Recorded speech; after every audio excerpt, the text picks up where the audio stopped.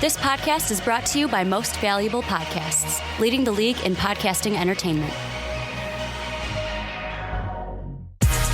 Welcome, ladies and gentlemen, boys and girls, children of all ages. This is the Fast Break Podcast. I am Sean Anderson. I'm joined by Ricky Widmer. Hey, guys. And Dave Oster. How's it going? And today we got a great lineup, great topics on tap. We're talking Thon Maker. Where do we think he's going to go if he's eligible for the draft? So we're going to talk, will he be eligible? Like, looking at the rules, breaking it down. Will Thon Maker be eligible for the draft? And then where will he go, what we think of him as a prospect if he is eligible. Then we're going to talk about Sam Hinkie resigning. Probably air quotes around that one. The plan was in place, but now the man with the plan is gone. And then we're going to talk about Phil Jackson and possibly him leaving New York, or if, the whole Phil Jackson project has worked out in New York, because now they're talking about Kurt Rambis possibly being the head coach for the Knicks next year. We're going to jump right in. Thon Maker. Do you guys think he will be eligible, and do you think the NBA will clear him as an eligible player to be drafted in the 2016 NBA draft? I really don't know if they're going to, like the NBA, the big thing is, has he found a loophole? I don't know if the NBA is going to let him become eligible for the draft. But I'm going to tell you this, guys. There is somebody who is eligible for the draft. I think a certain Wooden Award winner, Buddy Hield, he's in the draft. He's good to go. Thon Maker, I don't know. This Buddy Hield guy, I haven't heard you talk about him much. Seriously, he's a new kid to come on. Like, some would say I'm a Buddy Hield guy. I don't think you've ever mentioned him, though. No, this is the first time I'm mentioning him. I don't even think, this is weird, man. Buddy Hield, yeah, all right. But, Dave, what are your thoughts on Thon Maker? Do you think he'll be eligible for the NBA draft this year? I mean, I think Thon Maker could be something, but I think we're onto something with this Buddy Hield guy. I want to audible this chat right now. We are. I mean, Buddy Hield's a great player. We'll talk Buddy Hield now. But in all seriousness, with all the comments we're getting about Buddy Hield and how we only talk Buddy Hield, we'll actually talk, different prospects today, and we're going to go into the Thon Maker talk. Wooden Award winner. Just can't say it enough. I think that says it all, actually. Oh, my God. All right, Thon Maker. Let's get on to Thon Maker. This guy's in high school, wasn't even eligible for the Wooden Awards, all right? Yeah, but here's the thing, and I'm just going to cut you off and go right into it, because that's what I like to do, Sean. You do that a lot. The one thing about Thon Maker, and I don't know if you guys are on the same page as me, but I see him, and you look at the mixtape and you go, wow, holy shit, he's tall. Holy crap, he just blocked it out of the gym. But then I go, okay, I'm very skeptical of this guy. To me, I don't know if he's going to be... I think we're overhyping him. Well, first off, the question is, will he be even eligible for the NBA draft? Because, we look at him and he's 19, and that's the age that you need to be. That's to a be minimum drafted requirement. Yep. You need to be drafted by the NBA, and you also need to be 1 year removed from high school. Now, he is a fifth-year postgraduate high school senior, so technically he has been, he's done his 4 years in high school. Yeah. So do you think that counts enough? Do you think that the NBA will see this and be like, okay, he's been out of high school for a year, even though he's still been playing for his high school team? I think this is huge for the NBA because he's an international player who came over from South Africa, did some time in the States, and then eventually ends up in Canada. And their precedent here could really set something going forward for future players. If there is this sort of a loophole where, okay, in Canada, it's more normal to do 4 years, and then you can come back for a fifth, either finish up a couple classes, bring up the GPA to get into a better school. But in America, it's more traditional. You can maybe do a year off after and you go straight to college or whatever. But high school is 4 years in America. That's just normal. Yeah. So in the NBA is post-America mostly. So it's going to be interesting to see which way they want to go on this. I think personally, it's 1 year out of your graduation date. So he technically graduated high school. He is done. He's just been playing basketball this last year, really. So I think he should be eligible at this point. See, I'm on the I'm on the side where it's, do I know what the NBA is going to do?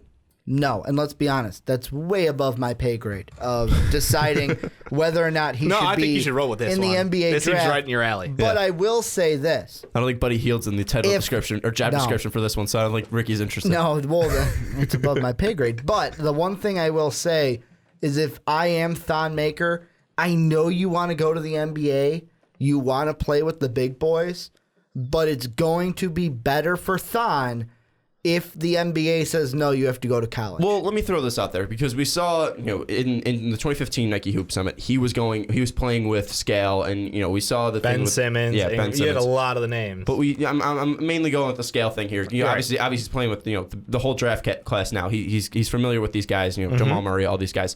But the thing with Scale was, he had this great AAU run. He impressed in like all the showings, but then he got to Kentucky and he really fell flat. So maybe he's seeing Scale and saying, I don't want to test out college because what if, this doesn't go right and I completely fall off? Because right now he's projected, late first round. Mm-hmm. So maybe he's thinking, I want to take my money while it's still there and I don't want to take a chance for it to fall. Even if he believes in himself and even if he thinks he'll be go into college and even improve his draft stock, he might not want to take that chance, or he might not even want to take that chance to get injured. And he's probably looking like, all right, I can get a paycheck right away. Well, and that's the big thing. Any fucking conversation that we've had about anything, I can just imagine Dave in my head going, but you gotta take the money. You gotta take the money. That's what you do. We have the when you have the chance, it's hard to pass up. Yeah. But what I'm saying is that's where we're at right now in kind of sports as a whole.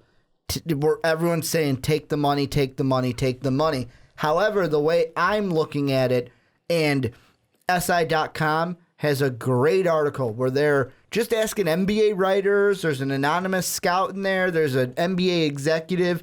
They're just asking them what they think of Thon Maker. And I'm looking through most of them, and most of them aren't good. The one I'm looking at right now, Ben Golliver, an NBA writer, at the very end says, well, forget the physical and mental basketball questions we have for a second, and just ponder whether mentally Thon Maker is ready to spend the next few years on the end of the bench or in the D League. I mean, he might impress, and he might not be a bench warmer. But we can say that, obviously the physical tools are there. But let me put it this way: when we talk potential with Thon Maker, it's a bigger question mark than the shit I gave you last week with Jamal Murray. Okay, well, Jamal Murray, they're two different I would players even argue here. it's more than Scal, because we've seen what Scal can do against college-level competition for the last year. Nothing impressive. Nothing impressive. Exactly. What have we seen Thon Maker do in this last year? He's played against high school players, which he has a year on. He has incredible height and weight on at this time, even though he's still underweight for 7 For the foot. NBA, yeah. Definitely. So I'm in no way in a positive light on this. I think you have to be prepared to go into the NBA and be at the end of that bench. Be prepared to be a 2-year project player, because there's zero. I don't want to say zero. Not that negative, but there's a very low chance of that. And all the upside versus all downside. You have to know that before you make your decision to go to the NBA. You can't go, I'm going to go to the NBA. I'm going to be a great player. I'm going to have no troubles in my future. No, you have to know, if I go to the NBA, could I get screwed over? Could I go late second round, make very little money, be at the end of a bench, non-guaranteed contract style? I mean, that could happen. The best case scenario for Thon Maker is that he goes late first round, ends up like a team like Toronto, I'm going to say, where it's like, you know what? Playoff contender, we don't need you to be anything special for us. Just sit there and develop. That's the best case scenario for Thon Maker. I disagree in that he's a late first round pick. No, I think I'm he's saying late. that's the best case scenario for his career to develop into okay. a great player. Developmentally wise, it would be better for him to go late to a team like I'm throwing them out because they're like a playoff team that doesn't need but you mentioned a guy to step in. You mentioned Toronto; they have a top 10 pick. So if they're looking at him, then they maybe think he's not going to be at that same position where deep in the first. They might take a risk. The thing is with Thon Maker that I see him being like a late lottery pick at the worst because of the potential and the size that he has. The game, it has its strengths. Obviously, the kid he looks really fluid when he looks good. Like he looks fluid. He looks like a guard when he's controlling the ball, and it's just like he can jump. His Euro step's amazing, and he can fly to the basket. But he seems like a center that wants to be Steph Curry. Wants to be a guard. Steph Curry. He wants to be more of a guard. He needs to find his role as a 7'1". I think that's exactly the issue. He's got smaller hands. His handle isn't as clean as it should be for a guard role. I mean, I know he's a 7 foot. It's ridiculous to talk about him like a guard, but it's his play style that lends himself to that. And maybe that's because he hasn't put on the weight, built up the strength to play hard in the paint. So he's defaulting out to these shots, which is great because his shot actually has become a lot more fluid. I don't want to say a natural shooter, but he's getting there. Well, his stroke is very pretty. Like, it's a good looking stroke. Like, But the thing is, it's like, are you going to take the guy who's 7 foot, who's going to settle on the outside for a jumper, or the guy who can go in the paint and dominate low like a DeMarcus Cousins? And that's a question in the NBA today, honestly, that's split on.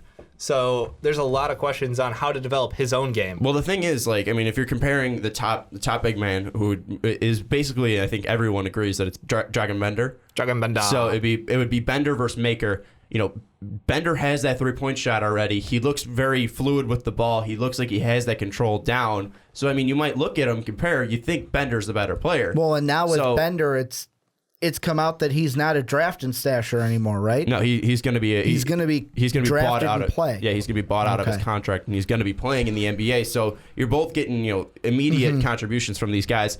See, Thon. The thing is, I agree that he can't play the post. Like he's not going to be a guy who you're going to throw into the post. So maybe he's listed as a center, but maybe he does become that kind of stretch forward because you don't want him if you're going to put him in and you're going to go up against like a DeMarcus Cousins or like an Anthony Davis. He's going to get destroyed. His life will be hell. He's going to get destroyed. And I brought up scale before, and I'm going to bring up again. There was one-on-one drills that they did in the 2015 Nike Hoop Summit, and Scale was just backing him down in the post, and he looked bad. But like the thing with Thon is he can still he's so athletic, like he can be a rim protector because he could just jump out of the building. He's so long and athletic. He'll suck up rebounds too. Oh yeah, he'll kind of be like Whiteside. Like Whiteside, he isn't. Whiteside's developed so well though as a defender. I wouldn't make the comparison yet. I think Thon is still not natural in the paint. But what I'm saying, like even like last year when Whiteside wasn't fully developed, like Whiteside could block the shit out of the ball. Like he was just long and athletic, and even rebounding wise, like he got it. The thing with Maker is I feel like he's more versatile, and I think that's gonna have teams biting early, and especially if he impresses in the combine.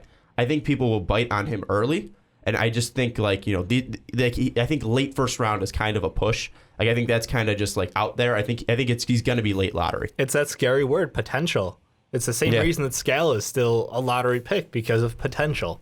So I don't know whether it'd be worth drafting that high because again, we haven't seen him play against top tier competition over a year. So we're getting a mystery as far as that goes. The last time he did play against top tier in this coming draft class, he absolutely got blown out by everybody and very, very shaky performance. His international play, shaky at best. I haven't seen that dominance out of him. Well, and I'm going to actually, because this is going to be the second and third time I reference it, I'm going to leave the SI article. No, I'm going to leave the SI article that I'm looking at down in the description. And every single person that they cite in this roundtable all says the same thing. It's all his mental makeup. Is he mentally ready for the NBA? And the one thing to kind of that bringing from you guys that I just can't stop looking at here is their anonymous NBA scout that they have in here. He said that, well, okay, you look at him, and then he looked at Kevin Durant, and it's like, oh, well, he could be. Well, no, Kevin Durant was a sure shot. And the thing is, we've been saying since he was in 10th grade, oh, he's gonna be. And now he's in 12th, and we're still not saying he's a sure shot. And there's no evolution in his game. So if there's no evolution now, what makes you think that it may even be there in the pros? Like something's just going to change like that? I think what they're mainly referencing is like if you look at the mixtape from his sophomore year and you look at his mixtape from his second senior year in high school, it looks like the same player. It doesn't look like, he's still got these thunderous dunks. He's still got these thunderous blocks. He still has this great ball handling. But it really doesn't seem like the ball handling. Well, no, but like in a mixtape, they're not going to put like, here's him like fumbling the ball out of bounds. Right. Fine. But like it really doesn't seem like he's changed that much. But, so that means, in a good way, he has all these things where, like, wow, if you look at his mixtape, he's fantastic. But then, like, you have to look at the weaknesses where he has. Like, he can pass. There's some passes out there he has in these mixtapes where it's like, whoa, this is impressive. Like, throwing it between the legs. Like, he's got great court vision in this mixtape. But then if you look at him in, like, that Nike Hoop Summit game. You watch an entire gameplay, and it's a lot of questions out there. There's one pass where he missed, I think he missed Jamal Murray about, like, 15 feet. Like, it was bad. And I think, when you're going up against, top competition and looking at him against top competition, 2 points, 0 for 4 or 0 for 5 from the field. I mean, he did have 10 rebounds and 5 of them were offensive, but I mean, he can't finish around the rim. Yeah. And just really quick, because I know you want to get in there, I just want my best little snippet from this is Andrew Sharp. And I mentioned this to you guys before we hit record, where he goes, if I had to do a perfect role, he'd be like that third high energy big man one day, like a Jermaine Jones. And he goes, but maybe that's because I want an excuse to remember Jermaine Jones. I think he's going to be better than that. I think he's going to be better than that. I mean, like, again, if he develops, it might be something we've never seen before. Because, we haven't seen a center who can, a 7-foot center who can dribble the ball like this. Like, if he turns into a human mixtape, then yeah, this is going to be something we've never seen before. But it's really, is he going to be put in the right place to develop? Is he going to, have enough time to develop? Are people going to want to take that risk for him to develop? Because he's pretty raw, like, in the sense, like, he doesn't really have a position, but you really don't want to put him at, like, a guy where he's, a position where he's, handling the ball. He's not going to be coming off screens for shots. You're not going to put him in the post because he can't play the post. So he's very raw in that sense. On defense, you can put him in the middle. He's going to block shots. But really, he's going to average 3 blocks a game, but he's going to get beat up in the post if you put him against any NBA center.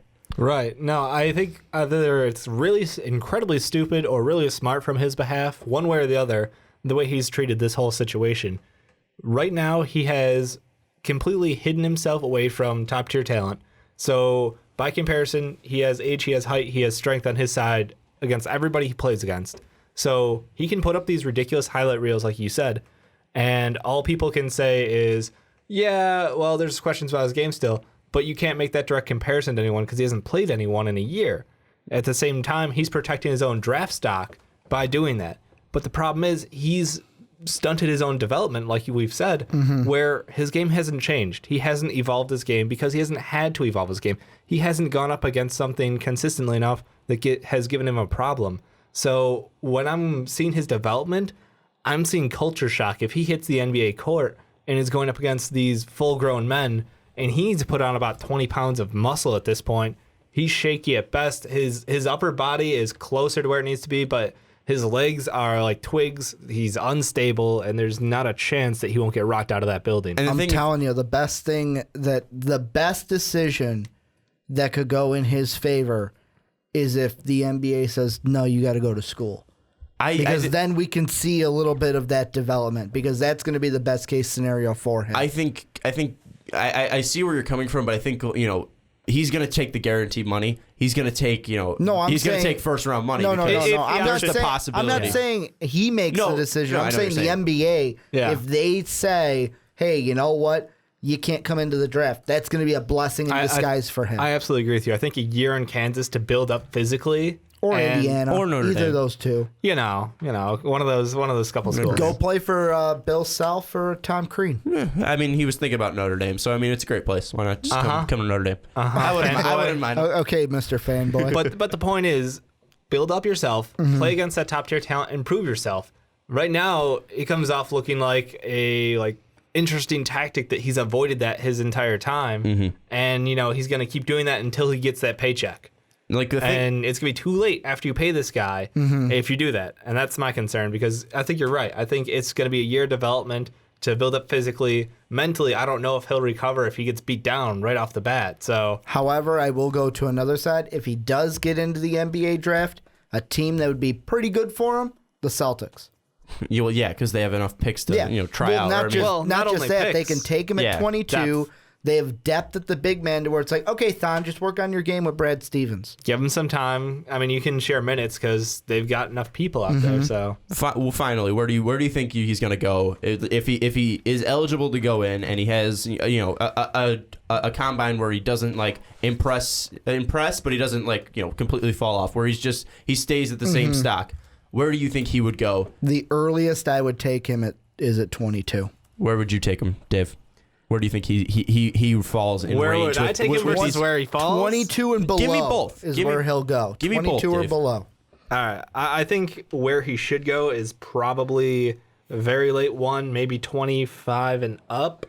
But where I think he goes is probably, I think it'll be somewhere between 15 and 20. See, I'm in agreement. I think it's going to be 16 to 10, 10 to 16. I think he's gonna go higher than that just because of the potential and the size. But if I'm looking at him, this is not where I would take him, Ricky. I'm just shaking my head because. Why are you shaking your head? Because I'm just saying, like, that's a team where if you take him 10 to 16 or even higher, we're talking about him being a bust. I'm not saying I'm taking him here. I'm shaking my head because any team would be stupid to take him between 10 and 16. But I mean, all right, so another player in that range, Jakob Poeltl. Well, see, I mean, how does he compare? Well, he's a true big man, but I mean, obviously, I think there's a lot more potential on Thon Maker's side than Poeltl. So, but the guy I was really going to compare to was Ivan Rabb. So you look at Maker, he's got the shot, he's got the ability or the potential to become a guy who could handle the ball a bit. But, Rabb and Maker, both athletic. They are both excellent rebounders and great shot blockers. They can finish strong at the rim if they have a full head of steam. But the thing with Rabb is he's got soft hands. Maker, we keep talking about it. He doesn't seem like he's got the best handle of the ball right now. But, Rabb needs to add strength. Maker needs to add strength. Both of them are very, unpolished, like offensively. And, Rabb needs to, put polish on his low post move. Maker, same thing there. But the thing is, Rabb was playing against NCAA talent, where Thon Maker was playing his 5th year of high school. Mm-hmm. So that's the reason why I would take him 17 to 25. I think he's going to go in that range. I don't think he's going to go that high. I think he's a top 5 big man in this draft. But I think the need for a big man isn't that high, and I think the question marks around his potential is going to make him fall a little bit. So here's my question. I mean, I think a lot of people want to know is after watching Skal make him a bitch look like a bitch last year, Skal over him still? I mean, we watched Skal underperform on a pretty dramatic level. It was, utmost high expectations. I think he was a top 5 prospect, and at this point, they've got him somewhere 13 is an average position for him. And you're saying Thon with all this potential, all this upside, and against no ones. I would probably say Skal still. Just because Skal was playing against the best of the best. Exactly. And he still had spots where he looked okay. You could see a glimmer of hope out there. You could see it. And the mental questions are greater for Thon than they are Skal. I don't know about that.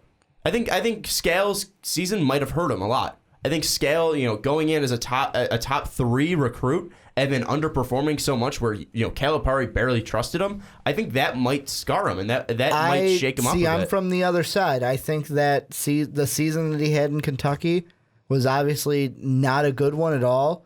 But he's now in the middle of facing that adversity. Thon Maker thinks he's on top already. That's what I'm getting from Thon. Ricky. And I mean, Thon is going to go in and struggle in the NBA right away. And how do you overcome that adversity? Skal's already had to face it. Yeah, he's one step ahead of him at this point in his career. And I'm absolutely with you. I think that Skal, not only being in the NCAA just for a year because, again, the talent level, but I think the environment really helps you develop because this is a guy, Thon Maker, who's been living in high school. And let's be honest, high school to college is a pretty big difference as far as your lifestyle goes and the people around you. And I mean, even more if you went, a career abroad, like, last year with Moutier going over to China. And I mean... Well, that was more of fuck the NCAA than again, anything.